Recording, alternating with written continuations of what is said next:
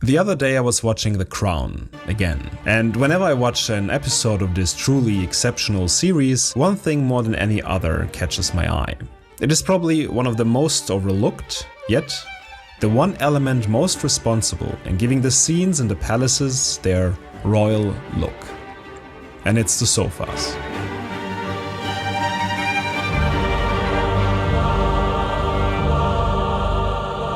Take a good look at these sofas. Do they look old to you? Not really, right? But somehow yes, they do. Yet they look very expensive, even luxurious. How is this possible? Usually we do not equate old with luxury, do we? Well, your eyes are being deceived. Or should I better say, controlled. This cognitive dissonance beautifully epitomizes in front of the viewer during the episode Michael Fagan, an unemployed man, breaks into the palace in the 1980s.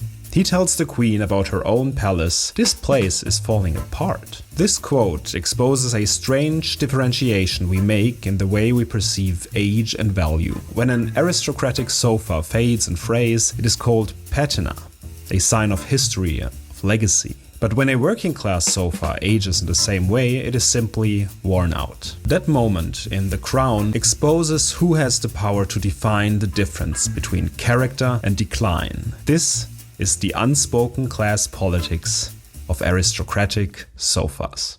I very vividly remember the first time I ever stepped into an aristocratic household. Like not just in a rich people's house. No, I'm talking about money, legacy, and generationally limited gene pools.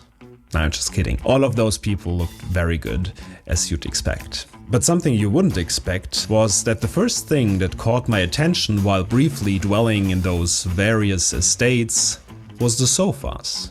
Somehow they weren't just furniture, they meant something. I'm usually not a big furniture guy or internal decoration in general, but somehow the sofas in these places made me curious. I couldn't figure out what exactly it was, but I remember sitting down, sinking into the plush cushions, feeling an immediate sense of comfort. A comfort not just in the physical sense, but an odd feeling of belonging.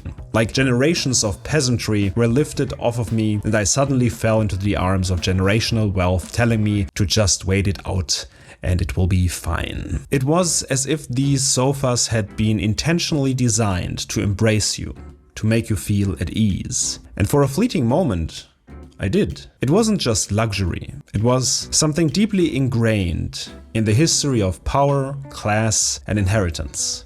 These sofas were nothing like the ones I knew before. But why are they so different? What makes aristocratic sofas so different from the ones most of us grew up with? For one, it's not just the craftsmanship or the expensive upholstery, it's the way they are treated, maintained, and regarded. These are not sofas that are hastily replaced when they get a stain or a tear. These are objects of legacy, passed down through generations, their wear carefully controlled to exude dignity rather than decay.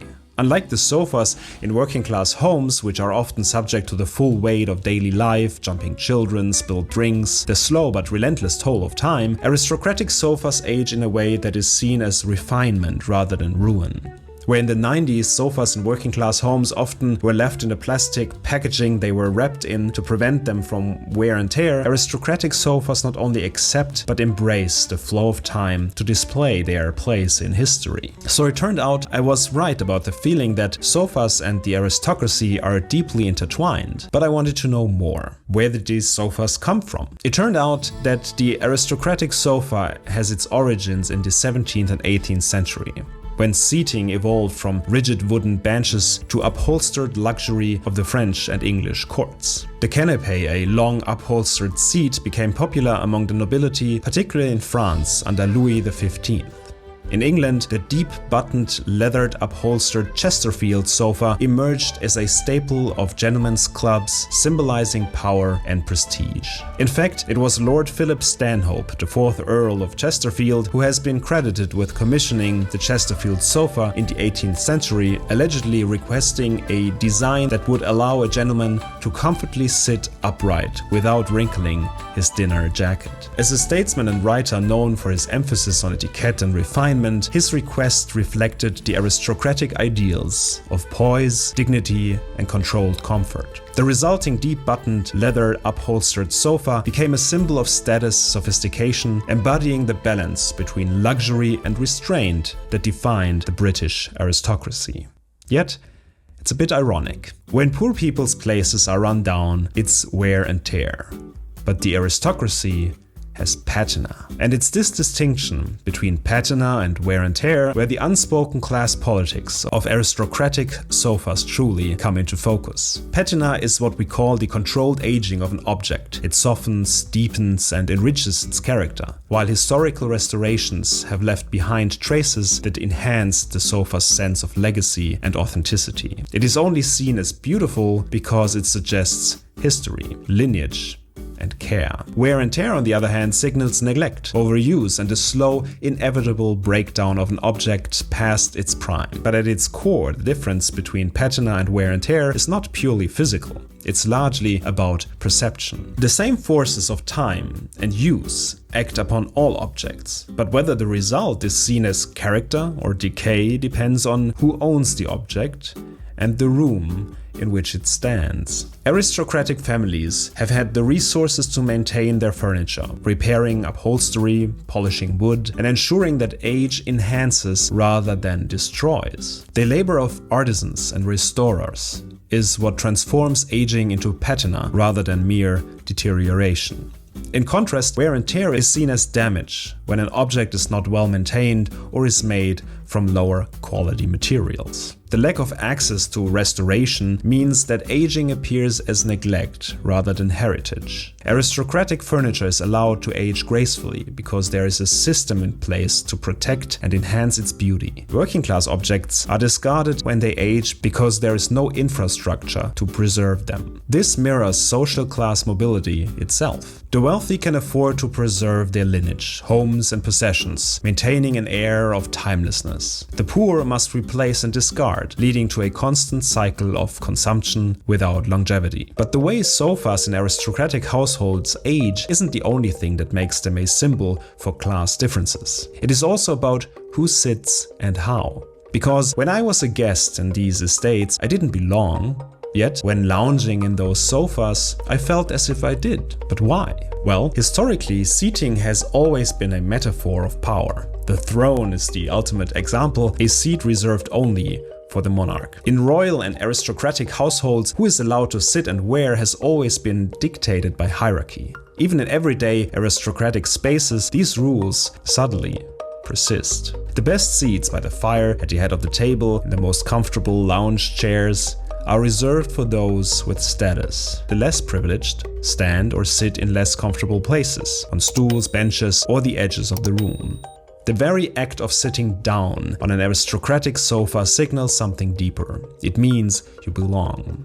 It means you are trusted, welcomed, part of this historical space. And when you look at these places from the outside, the fact that they have enormous rooms, you ask yourself, how can you ever feel at home or cozy in these places?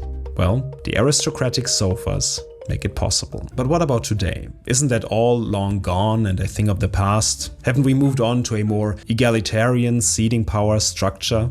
No, the hidden politics of aristocratic sofas still persists because hierarchies of power, wealth and status remain deeply ingrained in the way we design, arrange and interact with seating. Comfort is still a privilege. In workplaces, executives have plush office chairs, while lower-level employees sit in stiff, ergonomic, hence practical chairs, or worse, in open-concept offices with nowhere specific to sit at all. The invisible politics of seating remains. Look at high-end venues, where VIPs are placed in private booths, while others are in crowded communal seating. Seating arrangements still define social dynamics, even if we don't always consciously recognize it. Who sits and who stands still matters. Even in public spaces, the hierarchy of seating persists. In airports, those who can afford first-class lounges recline in luxury, while economy passengers jostle for space in crowded waiting areas. Some might argue that modern informal seating culture, like beanbags, open-plan workspaces, or trendy coffee shops, has democratized how we sit. But even in these relaxed settings, status is still at play.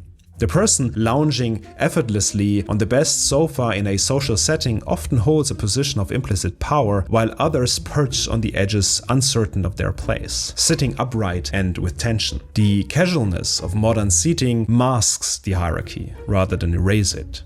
You could say a patina has evolved over the class politics of seating, controlled again by those in power. And even the literal patina itself has undergone an ironic transformation. Today, the aesthetic of a patina has been commercialized. You can now buy a new sofa designed to look old, intentionally distressed wood, pre-worn leather, artificially aged upholstery at premium prices. We found a way to mass-produce the look of aristocratic aging without the aristocratic history.